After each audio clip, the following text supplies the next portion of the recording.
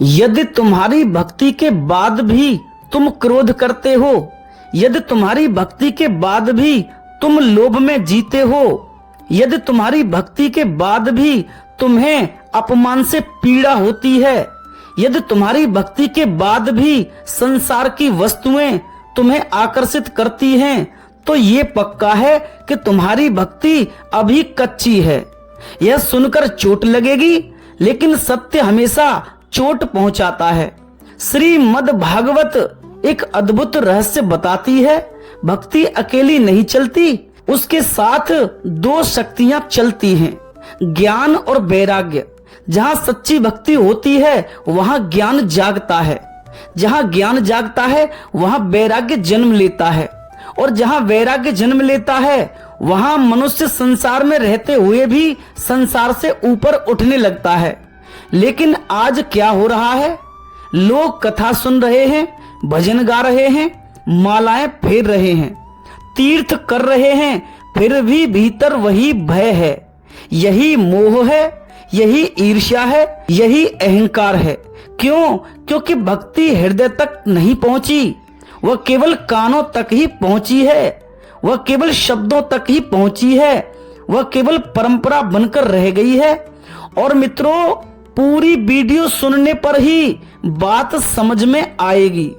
याद रखना, भक्ति का अर्थ भगवान से कुछ मांगना नहीं है, भक्ति का अर्थ है स्वयं को भगवान को सौंप देना। जिस दिन तुम्हारी प्रार्थना से मांग समाप्त हो जाएगी, उस दिन भक्ति का जन्म होगा। जिस दिन तुम्हें संसार की नश्वरता दिखाई देने लगेगी, उस दिन ज्ञान का जन्म होगा। और जिस दिन तुम्हारा मन वस्तुओं से चिपकना छोड़ देगा, उस दिन वैराग्य का जन्म होगा। इन तीनों के बिना अध्यात्म अधूरा है। ज्ञान आंख है, वैराग्य पंख है, भक्ति उड़ान है।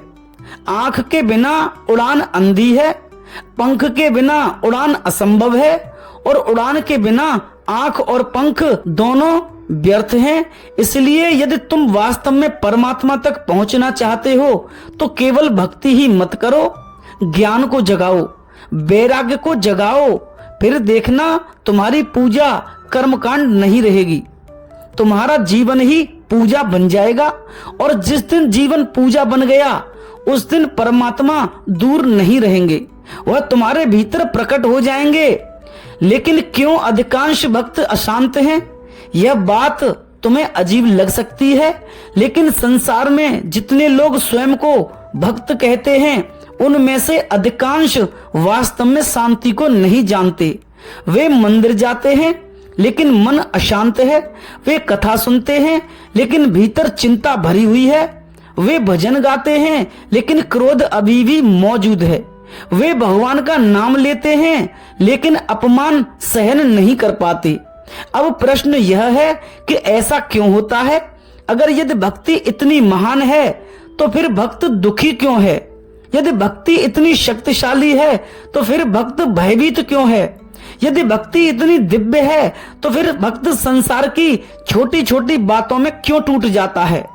श्रीमद् भागवत इसी रहस्य को समझाती है। समस्या भक्ति में नहीं है, समस्या यह है कि भक्ति अभी पक्की नहीं हुई। भक्ति का बीज तो बो दिया गया, लेकिन ज्ञान और वैराग्य का जल नहीं मिला, इसलिए वह वृक्ष कभी बड़ा नहीं हो पाया। जरा सोचो, एक व्यक्ति प्रतिदिन कथा सुनता है, लेकिन जैसे ही उसके व्यापार में घाटा होता है वह बेचैन हो जाता है। जैसे ही उसका कोई अपमान करता है वह क्रोधित हो जाता है, जैसे ही कोई उसकी प्रशंसा करता है वह क्रोधित हो जाता है। तो फिर उसकी भक्ति कहाँ गई? यदि एक छोटी सी घटना तुम्हारी शांति छीन सकती है तो इसका अर्थ है कि तुम्हारी जड़ें अभी संसार में हैं, परमात्मा में नहीं। यही कारण है कि ज्ञान आवश्यक है। ज्ञान तुम्हें संसार का वास्तविक स्वरूप दिखाता है। ज्ञान कहता है जिस धन पर तुम इतना गर्व कर रहे हो वह यहीं रह जाएगा, जिस शरीर को तुम इतना सुंदर समझ रहे हो वह एक दिन मिट्टी बन जाएगा, जिस पद और प्रतिष्ठा के पीछे तुम भाग रहे हो उसे समय एक झटके में छीन सकता है, जिस संबंध को तुम स्थायी मान रहे हो वह भी परिवर्तन के अधीन है। जब यह सत्य भीतर उतरता है तब मनुष्य पहली बार जागना शुरू करता है। लेकिन अधिकांश लोग जागना नहीं चाहते, वे केवल सांत्वना चाहते हैं, वे सत्य नहीं चाहते, वे सुखद भ्रम चाहते हैं।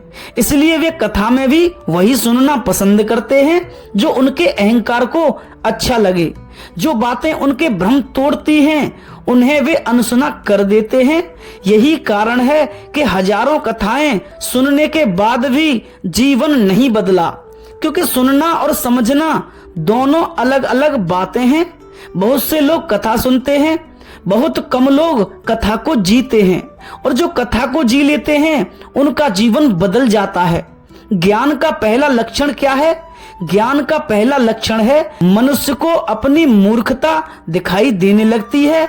उसे समझ आने लगता है कि वह जिन बातों के लिए वर्षों तक रोता रहा वे वास्तव में महत्वपूर्ण ही नहीं थी। उसे दिखाई देने लगता है कि उसका अधिकांश दुख उसकी कल्पनाओं से पैदा हुआ था, उसकी इच्छाओं से पैदा हुआ था, उसके अहंकार से पैदा हुआ था। और जैसे जैसे यह समझ गहरी होती है वैसे वैसे वैराग्य जन्म लेने लगता है। ध्यान रखना, वैराग्य का अर्थ भागना नहीं है, वैराग्य का अर्थ छोड़ना नहीं है, वैराग्य का अर्थ समझना है। जिसे समझ आ गया कि सपना सपना है फिर वह उससे नहीं चिपकता, जिसे समझ आ गया कि संसार नश्वर है वह उसमें नहीं डूबता। वह संसार में रहता है लेकिन संसार उसके भीतर नहीं रहता। यही वैराग्य है। कमल का फूल पानी में रहता है लेकिन पानी उसे छू नहीं पाता। ऐसे ही ज्ञानी संसार में रहता है लेकिन संसार उसके मन को छू नहीं पाता। और जब यह अवस्था आती है तब भक्ति बदल जाती है। पहले मनुष्य भगवान के पास मांग लेकर जाता था, अब वह धन्यवाद लेकर जाता है। पहले वह कहता था प्रभु मुझे यह दे दो, अब कहता है प्रभु आपने जो दिया वही पर्याप्त है। पहले वो परिस्थितियों के अनुसार भगवान को याद करता था, अब वह परिस्थितियों में भगवान को याद करता है। यहीं से सच्ची भक्ति शुरू होती है। संसार का सबसे बड़ा भ्रम क्या है? सबसे बड़ा भ्रम यह है कि लोग सोचते हैं कि भक्ति का अर्थ केवल पूजा करना है। नहीं, पूजा भक्ति का एक छोटा सा भाग है। भक्ति का वास्तविक अर्थ है अपने अहंकार को समाप्त करना। जब तक मैं बचा है तब तक परमात्मा नहीं मिल सकते। अहंकार कहता है मैं बड़ा हूं, मैं जानता हूं, मैं श्रेष्ठ हूं और मैं सही हूं।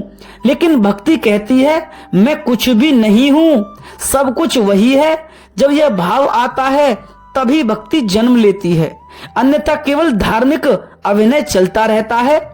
यही कारण है कि संसार में धार्मिक लोग बहुत हैं लेकिन आध्यात्मिक लोग बहुत ही कम हैं।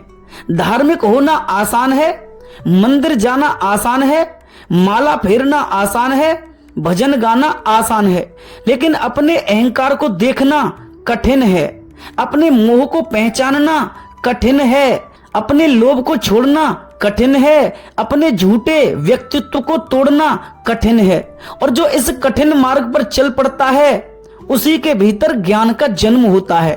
फिर ज्ञान से वैराग्य होता है और वैराग्य से भक्ति शुद्ध होती है। भागवत का संदेश यही है कि पहले जागो, फिर समझो और फिर छोड़ दो और फिर प्रेम करो। जागना ज्ञान है, छोड़ना वैराग्य है, प्रेम करना भक्ति है। इन तीनों के बिना यात्रा पूरी नहीं होती। यदि ज्ञान नहीं है तो भक्ति अंधविश्वास बन सकती है, यदि वैराग्य नहीं है तो भक्ति स्वार्थ बन सकती है, यदि भक्ति नहीं है तो ज्ञान अहंकार बन सकता है। इसलिए तीनों का संतुलन आवश्यक है। ज्ञान दिशा देता है, वैराग्य स्वतंत्रता देता है, भक्ति परमात्मा तक पहुंचाती है। और जिस दिन ये तीनों मिल जाते हैं उस दिन मनुष्य के भीतर ऐसा प्रकाश जन्म लेता है जो फिर कभी बुझता नहीं। याद रखना, भगवान श्री कृष्ण ने उद्धव को ज्ञान वैराग्य होने पर भी भक्ति के लिए श्री राधा के पास वृंदावन भेजा। कथा सुनने से पहले स्वयं को बदलने का साहस चाहिए। सत्य को सुनने से पहले सत्य को स्वीकार करने का साहस चाहिए, और परमात्मा को पाने से पहले स्वयं को खोने का साहस चाहिए। जिसने स्वयं को खो दिया उसी ने परमात्मा को पा लिया। और मित्रों, अब हम भक्ति माता के वृद्ध पुत्रों को समझेंगे जो ज्ञान और वैराग्य हैं। भागवत कथा से इसका गहरा आध्यात्मिक रहस्य समझेंगे, और आधुनिक मनुष्य कर्म कांड में फंस गया है, इसे ठीक से समझेंगे। भक्ति जवान है लेकिन ज्ञान और वैराग्य बूढ़े क्यों हो गए, यही भागवत का सबसे बड़ा रहस्य है। अगर तुमने ये समझ लिया तो भक्त बनने में देरी नहीं है। ध्यान से सुनना, भागवत में एक अत्यंत रहस्यमय कथा आती है। यह केवल कथा नहीं है, यह संपूर्ण मानवता की आध्यात्मिक स्थिति का चित्र है। एक बार नारद जी पृथ्वी पर भ्रमण कर रहे थे। उन्होंने देखा कि एक सुंदर युवती रो रही है। उसके पास 2 वृद्ध पुरुष पड़े हुए हैं। वे इतने कमजोर थे कि उठ भी नहीं पा रहे थे। नारद जी ने पूछा, तुम कौन हो? उस स्त्री ने उत्तर दिया, मैं भक्ति हूँ।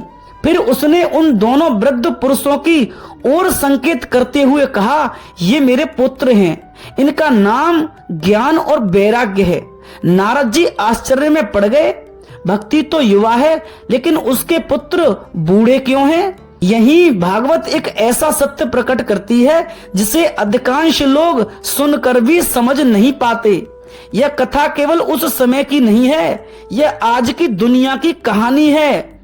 आज भी भक्ति जीवित है, मंदिर भरे हुए हैं, कथाएं हो रही हैं, भजन हो रहे हैं, यात्राएं हो रही हैं, धार्मिक आयोजन हो रहे हैं, हर तरफ भक्ति दिखाई दे रही है। लेकिन ज्ञान दुर्लभ हो गया है और वैराग्य वह लगभग समाप्त हो चुका है। यही कारण है कि भागवत ने ज्ञान और वैराग्य को बूढ़ा दिखाया, क्योंकि लोगों ने भक्ति तो रखी लेकिन उसके साथ ज्ञान और वैराग्य को नहीं रखा। उन्होंने फूल रखे लेकिन समझ नहीं रखी, उन्होंने पूजा रखी लेकिन जागृति नहीं रखी, उन्होंने धर्म रखा लेकिन आत्मचिंतन नहीं रखा, और परिणाम यह हुआ कि भक्ति भी कमजोर हो गई। समझो, यदि किसी वृक्ष की जड़ें कमजोर हों तो वृक्ष अधिक समय तक नहीं टिक सकता। ज्ञान जड़ है, वैराग्य तना है, भक्ति फूल है। लेकिन आज लोग फूल चाहते हैं लेकिन जड़ नहीं चाहते। वे परमात्मा चाहते हैं लेकिन सत्य नहीं चाहते। वे मुक्ति चाहते हैं लेकिन मोह नहीं छोड़ना चाहते। वे शांति चाहते हैं लेकिन इच्छाएं भी बचाए रखना चाहते हैं। यही सबसे बड़ा विरोधाभास है। मनुष्य चाहता है कि संसार भी मिल जाए और परमात्मा भी मिल जाए, लेकिन ऐसा नहीं होता। अंधकार और प्रकाश एक साथ नहीं रह सकते, नींद और जागरण एक साथ नहीं हो सकते, अहंकार और परमात्मा एक साथ नहीं रह सकते। इसलिए ज्ञान आवश्यक है। ज्ञान तुम्हारे भ्रम तोड़ता है और मनुष्य भ्रम टूटने से डरता है। क्यों? क्योंकि उसने अपने भ्रमों को ही अपनी पहचान बना लिया है। उसने धन को मैं बना लिया है, उसने पद को मैं बना लिया है, उसने परिवार को मैं बना लिया है और उसने शरीर को मैं बना लिया है। अब यदि कोई कहे कि यह सब नश्वर है तो उसका अहंकार डर जाता है। यही कारण है कि अधिकांश लोग सत्य से भागते हैं। वे वही सुनना चाहते हैं जो उन्हें अच्छा लगे, वे वह नहीं सुनना चाहते जो उन्हें बदल दे। लेकिन अध्यात्म का उद्देश्य अच्छा महसूस कराना नहीं है, अध्यात्म का उद्देश्य जगाना है। और जगाना हमेशा दर्दनाक होता है। जब कोई पहली बार देखता है कि उसका जीवन कितने भ्रमों पर आधारित था तो उसे पीड़ा होती है। जब कोई पहली बार समझता है कि उसकी अधिकांश इच्छाएं व्यर्थ थी तो उसे झटका लगता है।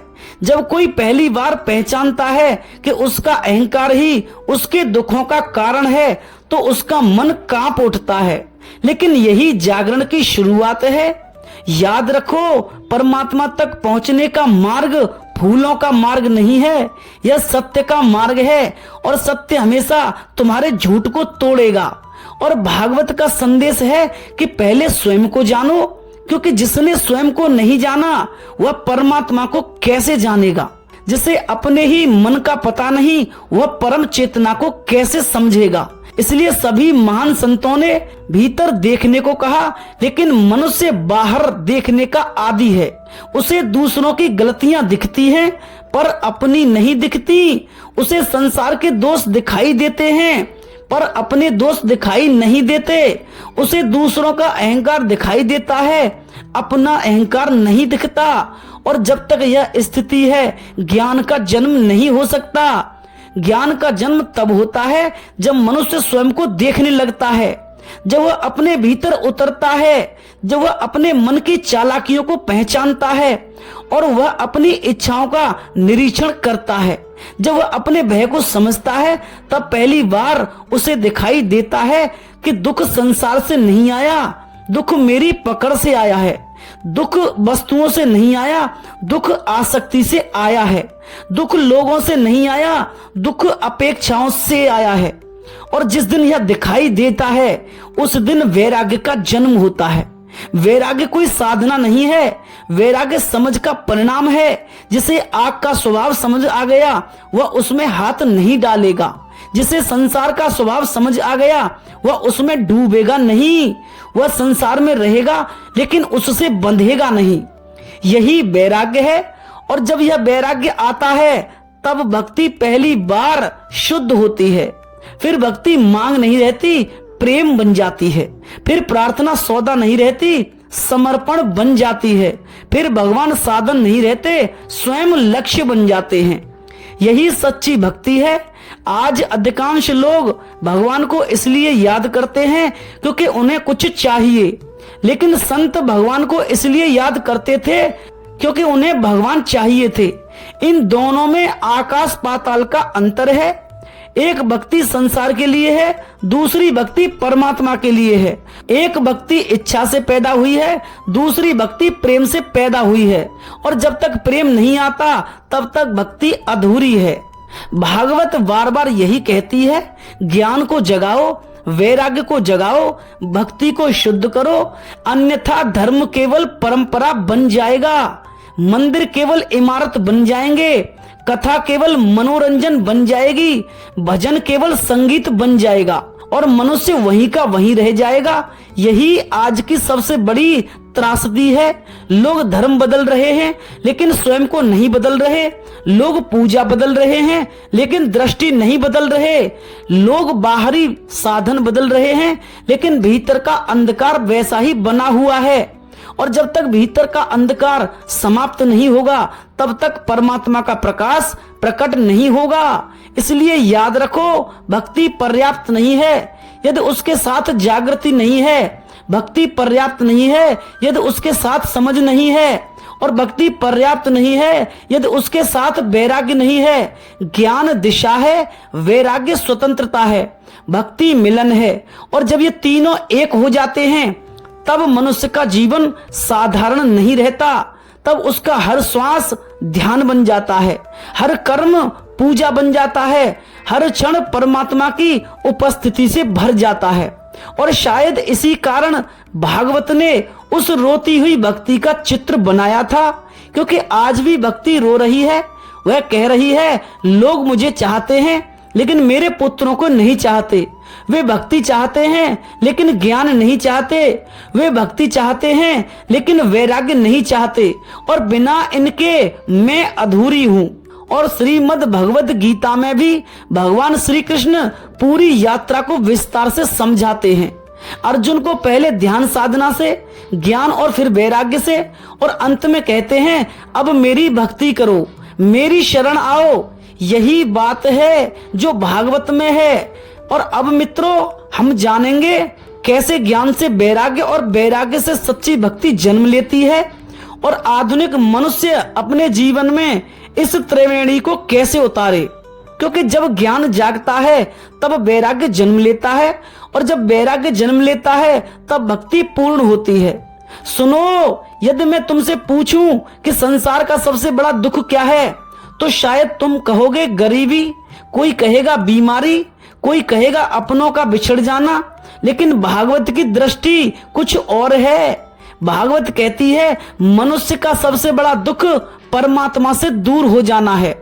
और उससे भी बड़ा दुख यह है कि उसे अपनी दूरी का पता भी नहीं है। वह स्वयं को भक्त कहता है, वह स्वयं को धार्मिक समझता है, वह स्वयं को साधक समझता है, लेकिन उसका मन अभी भी संसार की जंजीरों में बंधा हुआ है।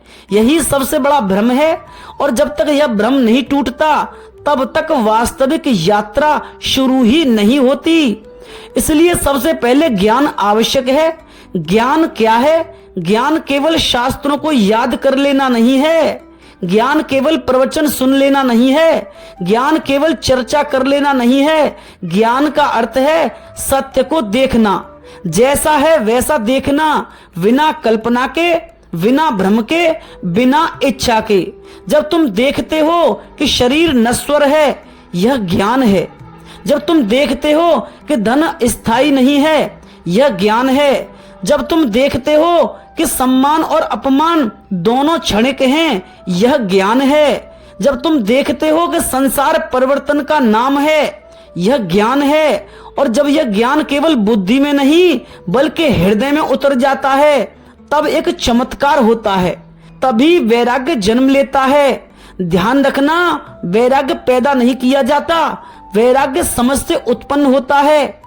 यदि किसी बच्चे को पता चल जाए कि खिलौना टूट चुका है तो वह स्वयं उसे छोड़ देता है, उसे छोड़ने की साधना नहीं करनी पड़ेगी। उसी प्रकार जब मनुष्य को संसार की वास्तविकता दिखाई देती है तो पकड़ अपने आप ढीली पड़ने लगती है। यही वैराग्य है। वैराग्य का अर्थ संसार के मोह से मुक्त होना है। तुम घर में रहो पर घर तुम्हारे भीतर न रहे, तुम धन कमाओ पर धन तुम्हारा मालिक न बन जाए, तुम संबंध निभाओ पर संबंध तुम्हारी चेतना को बांध न लें।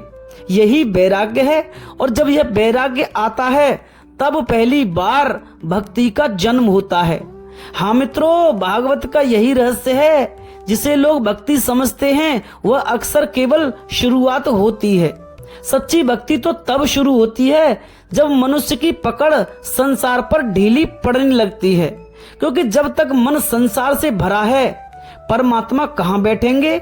जैसे कोई पात्र पहले से भरा हो तो उसमें अमृत कैसे डाला जा सकता है?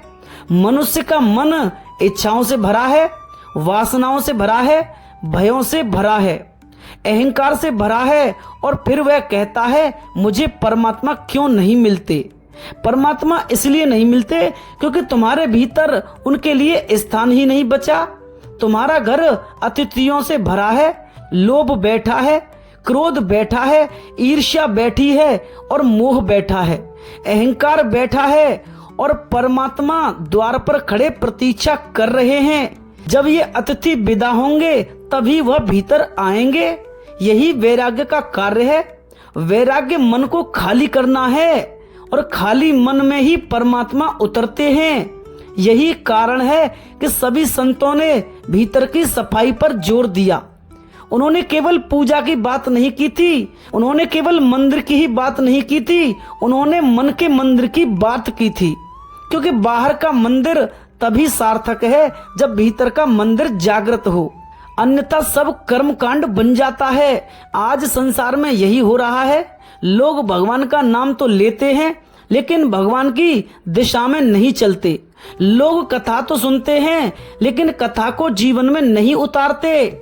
लोग भजन तो गा लेते हैं लेकिन मन को नहीं बदलते।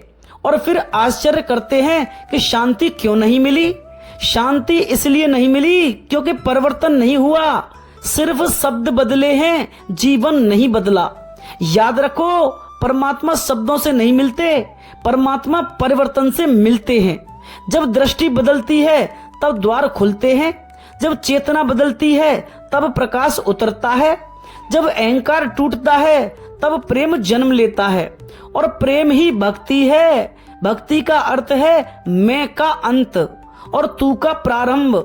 जब तक मैं बचा है भक्ति अधूरी है, जब तक मेरा बचा है भक्ति अधूरी है, जब तक मांग बची है भक्ति अधूरी है। सच्ची भक्ति वहां शुरू होती है जहां मांग समाप्त हो जाती है, जहां मनुष्य कहता है प्रभु मुझे कुछ नहीं चाहिए, यदि सुख मिले तो भी धन्यवाद, यदि दुख मिले तो भी धन्यवाद, यदि सम्मान मिले तो भी धन्यवाद, यदि अपमान मिले तो भी धन्यवाद। अब मैं सौदा नहीं करूंगा, मैं केवल समर्पण करूंगा। यही भक्ति का शिखर है। यही भक्त और भगवान के बीच की दूरी मिटने लगती है और यही भागवत का अंतिम संदेश है। ज्ञान, वैराग्य, भक्ति जगाओ, इन तीनों को अलग मत करो। ज्ञान बिना भक्ति सूखी है, भक्ति बिना ज्ञान अंधा है और वैराग्य बिना दोनों अपूर्ण हैं। जब तीनों एक हो जाते हैं तब मनुष्य का जीवन गंगा, यमुना और सरस्वती के संगम जैसा पवित्र हो जाता है। तब उसका चलना ध्यान बन जाता है, उसका बोलना प्रार्थना बन जाता है, उसका जीवन उपासना बन जाता है और तब उसे भगवान को खोजने की आवश्यकता नहीं रहती, क्योंकि जिसे वह बाहर खोज रहा था वह भीतर प्रकट हो जाता है। इसलिए आज स्वयं से एक प्रश्न पूछो, क्या मेरी भक्ति ने मुझे बदला? क्या मेरा अहंकार कम हुआ? क्या मेरा मोह कम हुआ? क्या मेरी इच्छाएं कम हुई? क्या मेरी शांति बढ़ी? यदि उत्तर हाँ है तो समझो कि ज्ञान और वैराग्य तुम्हारे भीतर जन्म ले रहे हैं, और यदि उत्तर नहीं है तो निराश मत होना, यात्रा अभी शुरू करो, क्योंकि भागवत का संदेश यही है कि पहले जागो, फिर समझो, फिर छोड़ो और अंत में प्रेम करो। जागना ज्ञान है, छोड़ना वैराग्य है और प्रेम करना भक्ति है। यही तीन सीढ़ियां हैं, यही संपूर्ण अध्यात्म है, यही भागवत का हृदय है और यही वह मार्ग है जो मनुष्य को संसार से उठाकर परमात्मा तक पहुंचा देता है। जिस भक्ति से ज्ञान न जागे और जिस ज्ञान से वैराग्य न जन्मे वह अभी अधूरी यात्रा है, लेकिन जहां ज्ञान, वैराग्य, भक्ति एक हो जाएं, वहीं से परमात्मा का द्वार खुलता है। और राजा परीक्षित को ही 7 दिनों में मुक्ति क्यों मिली? यह प्रश्न बहुत गहरा है। लाखों लोग भागवत सुनते हैं, हजारों लोग वर्षों तक कथा करवाते हैं, अनगिनत लोग भजन, कीर्तन, पूजा और साधना करते हैं, लेकिन फिर भी जीवन में वही भय है, वही चिंता है, वही मोह है, वही अशांति है। तो फिर प्रश्न उठता है, यदि भागवत इतनी महान है तो राजा परीक्षित को ही मुक्ति क्यों मिली? कथा तो वहां हजारों लोगों ने सुनी थी, सुखदेव जी बोल रहे थे, ऋषि मुनि बैठे थे, देवता भी उपस्थित थे, लेकिन मुक्ति का वर्णन केवल परीक्षित के लिए क्यों किया गया?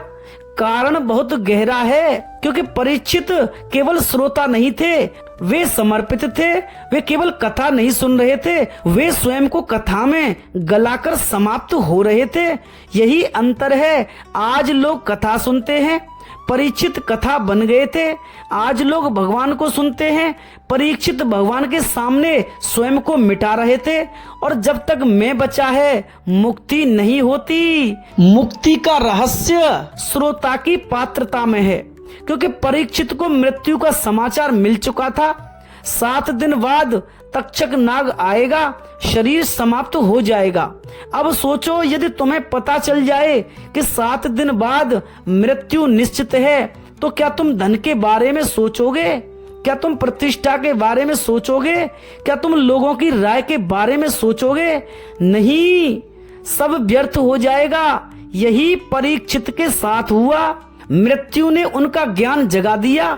उन्हें दिखाई दे गया कि संसार एक सपना है, राज्य सपना है, धन सपना है, परिवार सपना है, शरीर सपना है। और जब यह दिखाई दिया तो वैराग्य पैदा हुआ। फिर जब वैराग्य आया तब भक्ति का जन्म हुआ। याद रखो, परीक्षित को मुक्ति भागवत सुनने से नहीं मिली, परीक्षित को मुक्ति भागवत को जीने से मिली। आज अधिकांश लोग भागवत सुनते हैं, लेकिन जीवन वैसा का वैसा ही रहता है। कथा समाप्त, फिर वही संसार, फिर वही लोभ, फिर वही क्रोध, फिर वही मोह, फिर वही अहंकार। तो परिवर्तन कहाँ हुआ? परिवर्तन नहीं हुआ, केवल मनोरंजन हुआ। यह कठोर सत्य है, लेकिन सत्य यही है। भागवत कोई मनोरंजन नहीं है, भागवत मृत्यु की तैयारी है। भागवत अहंकार को जलाने की अग्नि है, भागवत आत्मा को जगाने का आह्वान है। लेकिन लोग उसे भी संसार का साधन बना लेते हैं। कोई धन मांगने आता है, कोई व्यापार मांगने आता है, कोई पुत्र मांगने आता है, कोई सफलता मांगने आता है, लेकिन परीक्षित कुछ मांगने नहीं आए थे। वे केवल सत्य जानना चाहते थे, और जो केवल सत्य चाहता है उसे सत्य मिल जाता है। अब समझो भक्ति क्या है। अधिकांश लोग सोचते हैं माला फेरना ही भक्ति है, भजन गाना ही भक्ति है, मंदिर जाना ही भक्ति है। यह सब भक्ति के साधन हो सकते हैं, लेकिन भक्ति स्वयं नहीं है। भक्ति का अर्थ है पूर्ण विश्वास, पूर्ण भरोसा, पूर्ण समर्पण, योग में स्थित रहते हुए इतना गहरा विश्वास कि परिस्थिति कैसी भी हो, अंदर से आवाज आए, मेरे प्रभु मेरे साथ हैं, अब मेरे साथ कुछ गलत नहीं होगा। यही भक्ति है। जब समुद्र में तूफान उठे फिर भी विश्वास बना रहे, यही भक्ति है। जब संसार साथ छोड़ दे फिर भी भरोसा बना रहे, यही भक्ति है। जब मृत्यु सामने खड़ी हो फिर भी मन न डरे, यही भक्ति है। परीक्षित के भीतर यही भरोसा था, इसलिए वे भयभीत नहीं हुए। मृत्यु सामने खड़ी थी, लेकिन उनका मन भागवत में डूब गया। क्यों? क्योंकि उन्हें भरोसा था, उन्हें विश्वास था, उन्हें पता था जो होगा प्रभु की इच्छा से होगा, और जो प्रभु की इच्छा से होता है वह मेरे कल्याण के लिए होता है। यही समर्पण है, और सच्चा समर्पण है हर क्षण अपने अहंकार का अर्पण। समर्पण ही भक्ति है। आज लोग कहते हैं मुझे भगवान पर विश्वास है, लेकिन जैसे ही समस्या आती है विश्वास गायब हो जाता है। जैसे ही बीमारी आती है विश्वास हिल जाता है। जैसे ही धन जाता है विश्वास टूट जाता है। फिर वह विश्वास नहीं था, वह सुविधा थी। सच्ची भक्ति सुविधा पर नहीं टिकती, सच्ची भक्ति परिस्थिति पर नहीं टिकती, सच्ची भक्ति परिणाम पर नहीं टिकती, सच्ची भक्ति केवल प्रेम पर टिकती है। भक्त कहता है प्रभु मुझे नहीं पता मेरे लिए क्या उचित है, आप जानते हैं, इसलिए मैं अपने जीवन की पतवार आपके हाथ में छोड़ता हूँ। यही समर्पण है, यही भरोसा है, यही भक्ति है। और जहाँ इतना प्रगाढ़ भरोसा आ जाए, जहाँ भय समाप्त हो जाए, वही भक्ति है। क्योंकि भय वही होता है जहाँ मनुष्य स्वयं को कर्ता मानता है। जहाँ समर्पण है वहाँ भय नहीं रहता, जहाँ भरोसा है वहाँ चिंता नहीं रहती, जहाँ प्रेम है वहाँ मृत्यु भी शत्रु नहीं रहती। यही कारण है कि परीक्षित मुक्त हो गए। उन्होंने केवल कथा नहीं सुनी, उन्होंने स्वयं को भगवान के चरणों में रख दिया। उन्होंने जीवन को छोड़ दिया, उन्होंने अहंकार को छोड़ दिया, उन्होंने भय को छोड़ दिया, उन्होंने परिणाम को छोड़ दिया। और जिसने सब कुछ छोड़ दिया उसे सब मिल गया। याद रखना, भक्ति का अर्थ भगवान से सुरक्षा मांगना नहीं है। भक्ति का अर्थ है भगवान पर इतना भरोसा करना कि सुरक्षा की आवश्यकता ही न रहे। भक्ति का अर्थ भगवान से चमत्कार मांगना नहीं है। भक्ति का अर्थ है हर घटना में भगवान का हाथ देखना। भक्ति का अर्थ मृत्यु से बचना नहीं है। भक्ति का अर्थ है मृत्यु के सामने भी प्रभु पर विश्वास बनाए रखना। यही राजा परीक्षित की मुक्ति का रहस्य था, और यही श्रीमद् भागवत कथा का रहस्य है। और यही वह रहस्य है जिसे सुनकर भी अधिकांश लोग समझ नहीं पाते, क्योंकि वे भगवान को चाहते नहीं, वे भगवान से कुछ चाहते हैं। जिस दिन भगवान से कुछ मांगना समाप्त हो जाएगा और केवल भगवान को चाहना शुरू हो जाएगा, उसी दिन भक्ति जन्म लेगी, उसी दिन ज्ञान जागेगा, उसी दिन वैराग्य खिलेगा, और उसी दिन तुम्हारे भीतर भी वही प्रकाश उतरना शुरू हो जाएगा जिसने राजा परीक्षित को अमर बना दिया था। यही श्रीमद् भागवत कथा का संपूर्ण सार है।